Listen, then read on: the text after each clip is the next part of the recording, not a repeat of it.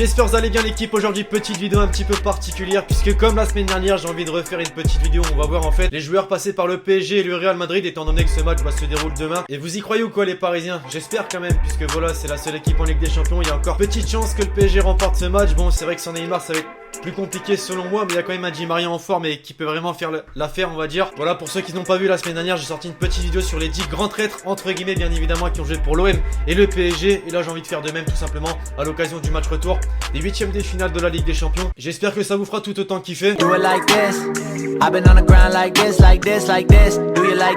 Et pour commencer l'équipe, Nicolas Anelka. Alors non, il n'y a pas que la quenelle à retenir de sa carrière étant donné qu'il est passé par le Real Madrid et le Paris Saint-Germain. A commencé comme vous le savez tous par le club de la capitale au tout début de sa carrière étant donné que ça a été son club formateur. Il avait pas encore 18 ans, qu'il avait déjà signé son premier contrat professionnel en 1996. Bon, ça n'a pas duré longtemps et ça n'a pas été très fameux étant donné qu'il a effectué 12 petits matchs en inscrivant un petit but. Un an plus tard en 97 donc elle a décidé de faire un petit tour en Angleterre et plus particulièrement du côté d'Arsenal. Et c'est vrai que quand on te parle de l'histoire du Real, c'est pas le joueur qui te vient directement en tête étant donné qu'il a effectué qu'une petite saison. Malgré tout, en une saison il aura quand même remporté la Ligue des Champions avec le club espagnol avant de faire un petit retour, donc aller-retour PSG Real et encore PSG en 2000 cette fois-ci où il y reste 2 saisons et où son passage est un peu plus marqué les amis puisqu'il a effectué 57 matchs en inscrivant 18 buts. Claude Makélélé désormais les amis, pour ceux qui se rappellent dans la vidéo des traîtres qui ont joué pour l'OM et le PSG, il avait déjà fait une apparition. Et bien là c'est pareil les amis puisqu'il a évolué pour le Real Madrid et le PSG au cours de sa carrière. Après avoir fait 2 petites saisons en Espagne et plus particulièrement du côté du Celta Vigo,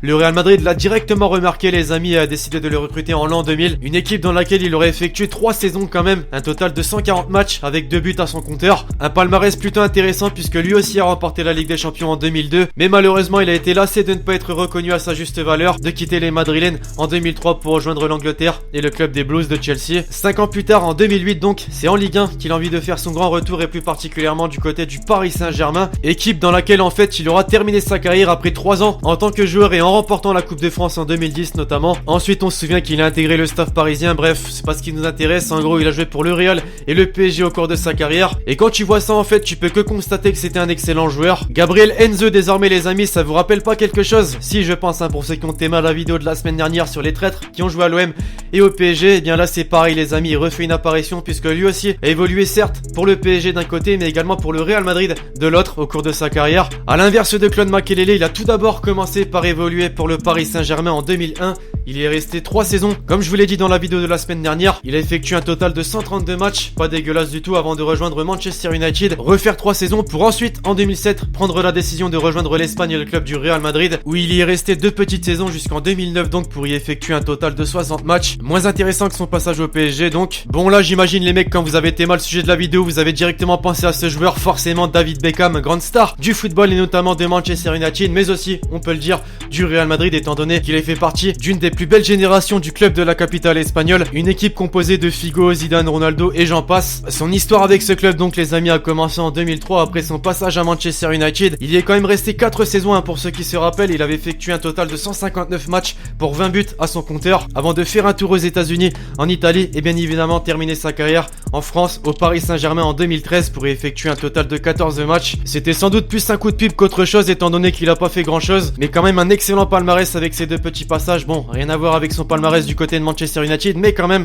pas mal intéressant. Angel Di Maria, forcément les mecs d'ailleurs en parlant de lui, il va très certainement obtenir une place de titulaire contre le Real Madrid étant donné que Neymar est blessé et ne va pas pouvoir effectuer ce match. Un joueur qui en plus a la chance de bien connaître le Real Madrid étant donné qu'il y a passé un total de 4 saisons à partir de 2010. Sa pointe de vitesse, ses dribbles, ses passes décisives ont clairement fait de lui un joueur exceptionnel et c'est donc pour ça qu'il a rejoint Manchester United à partir de 2014. Mais pour ceux qui se souviennent, gros flop total pour ce joueur puisqu'il a clairement déçu la planète foot et c'est donc un an plus tard qu'il a décidé de rejoindre le Paris Saint-Germain en 2015 donc. Et son histoire au PSG les amis n'est donc clairement pas terminée. En parlant d'Angel Di Maria les amis, forcément qu'il faut parler de Carlo Ancelotti étant donné que c'est un entraîneur qui l'a relancé du côté du Real Madrid quand il était en mauvaise posture. Et ce mec les amis c'est exceptionnel étant donné qu'il a entraîné presque tous les plus grands clubs européens, la Juventus, l'AC Milan, Chelsea, le Bayern Munich et forcément le PSG et le Real Madrid. Ça a d'abord commencé en 2011 du côté du PSG, l'ère Qatari qui venait d'arriver. Et c'est vrai que ça n'a pas été facile au début puisqu'il a seulement été vice-champion en 2012 pour enfin obtenir un titre de champion de France en 2013 et ensuite durant cette même année quitter la France pour rejoindre l'Espagne et le club du Real Madrid. Et là par contre en termes de palmarès impressionnant les mecs puisqu'en une année 2014 donc il a remporté la Coupe du Roi, la Ligue des Champions, la Super Coupe de l'UEFA et le mondial des clubs. Autant te dire qu'il a fait très fort en une année. Bon, c'est vrai qu'à côté tu mets un Zinedine Zidane, c'est encore plus fort puisque lui en 2 années au Real, il a remporté 2 Ligues des Champions.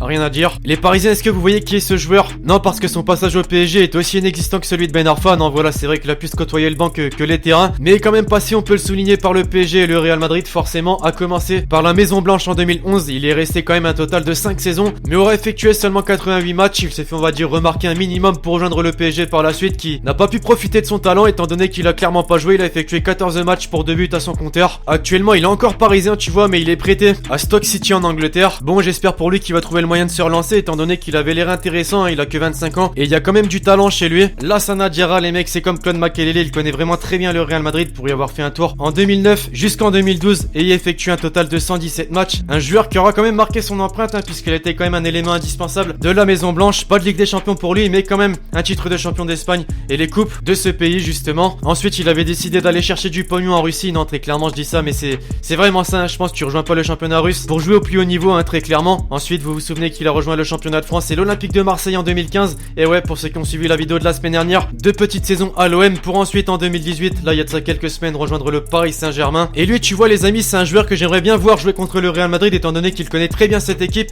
et il a vraiment l'expérience pour permettre à son équipe de remporter ce match. Je sais pas ce que vous en pensez, vous me direz en commentaire. Mais enfin voilà, je pense que pour terminer sa carrière, le PSG c'est très bien pour lui. Enfin bref, voilà l'équipe, cette petite vidéo sur les joueurs passés par le Real Madrid et le Paris Saint-Germain est désormais terminée. J'espère vraiment que vous l'aurez kiffé, hein. Je compte sur vous si c'est le cas pour lâcher un gros pouce bleu. Vous me direz dans les commentaires les amis si vous voulez voir plus de vidéos de ce type sur la chaîne YouTube. Et donc d'ici là je vous dis à la prochaine pour une nouvelle vidéo, c'était Alexis. Ciao ciao.